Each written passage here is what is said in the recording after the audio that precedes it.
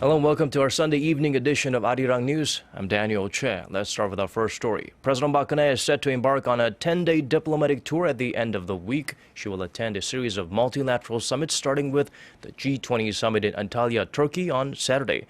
After that, she will attend an APEC session in the Philippines on November 17th and the ASEAN +3 and East Asia Summit in Kuala Lumpur, Malaysia, starting on the 20th.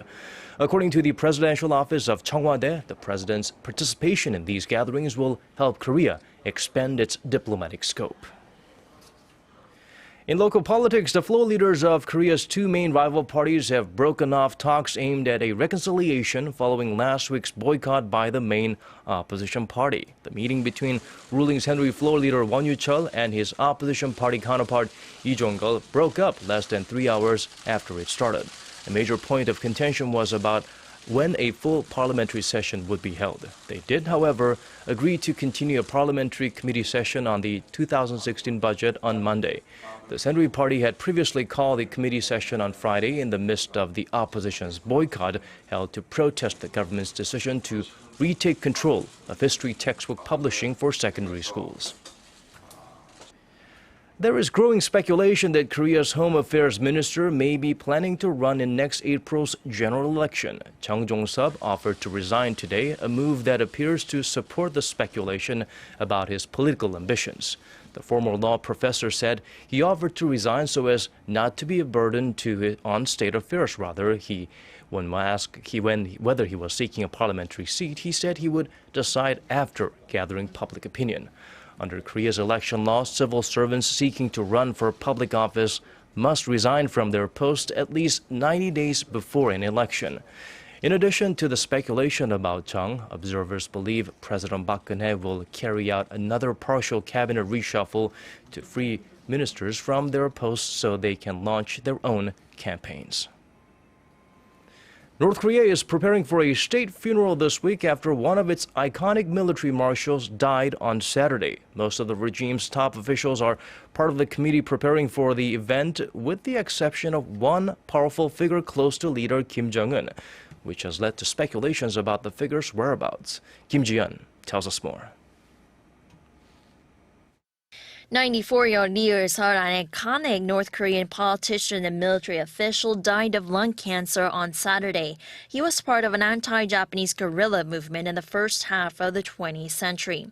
Fighting alongside Kim Il-sung, the founder of the communist state, Lee assumed a number of key posts after North Korea was established, including that of military marshal. North Korea will hold a state funeral for Lee on Wednesday, prepared by a committee led by current leader Kim Jong-un. He's trying to demonstrate his leadership by paying his respects to those that are loyal to the Kim family and those who are part of the anti-Japanese guerrilla movement.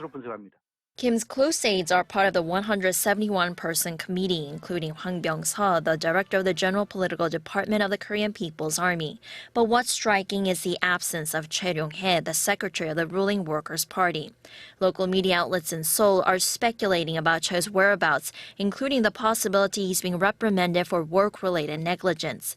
Choi, who's known as a second-generation anti-Japanese guerrilla, traveled to Beijing as Kim Jong-un's special envoy to a military parade in September. He also met with Liu In-san, a top Chinese Communist Party official in Pyongyang last month. Kim Ji-yeon, Arirang News. Shifting our eyes to South Korea again, Korea's Defense Development Agency has unveiled a prototype of an advanced radar system that's key to the indigenous fighter jet project. Seoul had to develop the system on its own after the U.S. refused to transfer the technology, and there were questions about whether Korea could pull it off. The Korean agency says it's now 75% complete. Connie Kim looks into the progress so far and the 25% ahead. This is a prototype of the Active Electronically Scanned Array ASA radar system, key to the Korean fighter experimental jet project. The radar functions as the eyes and brain of a fighter jet. The yellow modules act as antennas in airborne operations, detecting and tracking enemy fighter jets and directing missiles. The ASA radar is one of the 4 core technologies the U.S. government barred Lockheed Martin from transferring to Korea after Korea contracted with Lockheed to buy 40 F-35As for the KF-X project. There was concern the loss of the tech would slow the project down, but the Agency for Defense Development says Seoul is capable of developing the radar on its own. We are currently in the last stage of testing this hardware on land. If we proceed with the testing, we can convert it for fighter jet use. The Agency for Defense Development says technology development for ASA radar has reached 70 to 75% compared to advanced countries. The critical point now is miniaturizing the radar fit for fighter jets. The agency is aiming to have the radar fully developed by 2021. It then plans to conduct more than 100 test flights over the following 3 to 4 years and will integrate it into the KFX project from 2025 to 2028. The agency also said it has completed development of the 3 other key technologies the U.S. government refused to transfer to Korea: an infrared search and track sensor, an electro-optical targeting pod, and a radio frequency jammer. The ADD says it has integrated the technologies into ships and some aircraft, adding that it won't be hard to apply them to the fighter jets. The KFX project, worth $6.7 billion, aims to develop 120 fighter jets by 2025 to replace its aging fleet of F-4s and F-5s. Connie Kim, Arirang News. Korea is one of the most fiscally sound countries in the OECD. According to a report by Seoul's Finance Ministry released today, Korea is one of 8 OECD member countries that do not need to take measures to maintain its fiscal health. That's in contrast to the 14 advanced economies, including Japan and the U.S., that need to take action to improve their fiscal health. The report shows Korea's fiscal condition was in good shape even before the 2008 global financial crisis. Korea's debt to GDP ratio rose to 35.9% last year from 28.7% in 2007. In a similar period, the figures for all OECD members soared to 118% in 2013 from 80% in 2007 on average. Let's zoom in on Myanmar, which is holding its first ever free elections in 25 years. The polls are about to close in there, and according to our Ijiwan, the party led by Aung San Suu Kyi is widely expected to win a majority of seats up for grabs, though the count won't be official until sometime tomorrow. Take a look. The lines were long, as people were excited to cast their ballots in Myanmar's first free election in 25 years.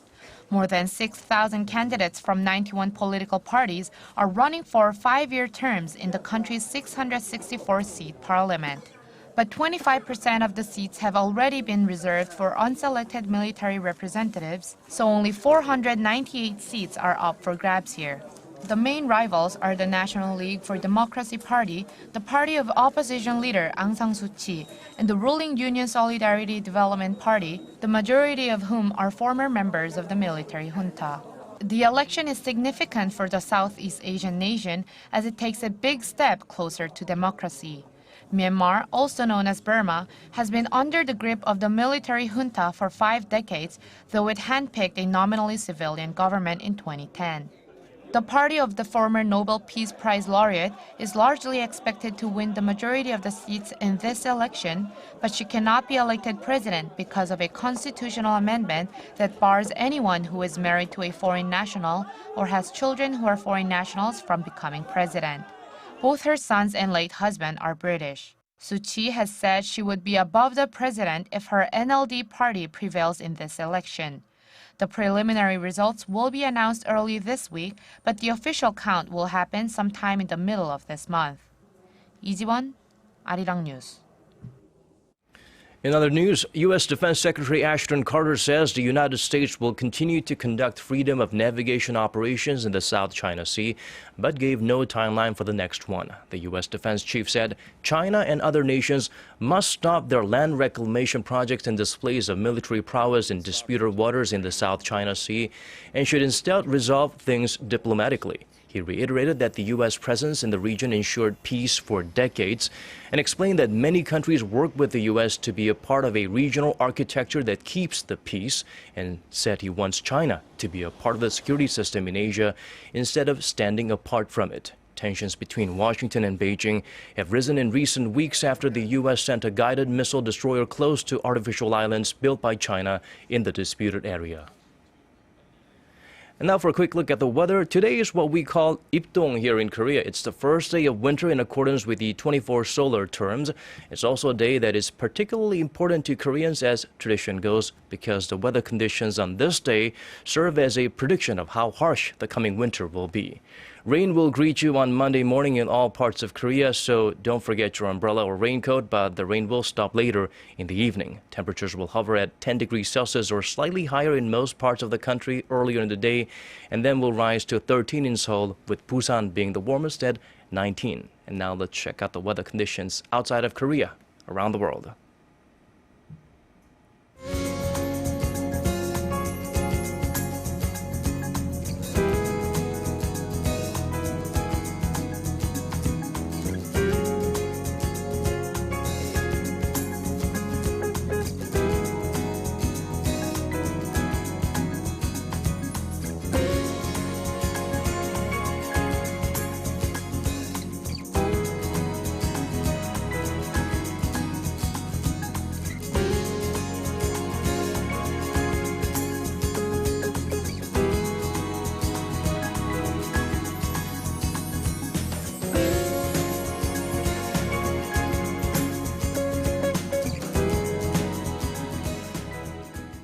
And that brings us to the end of this newscast. Thank you for watching. For more, tune in at 10 p.m. Korea time.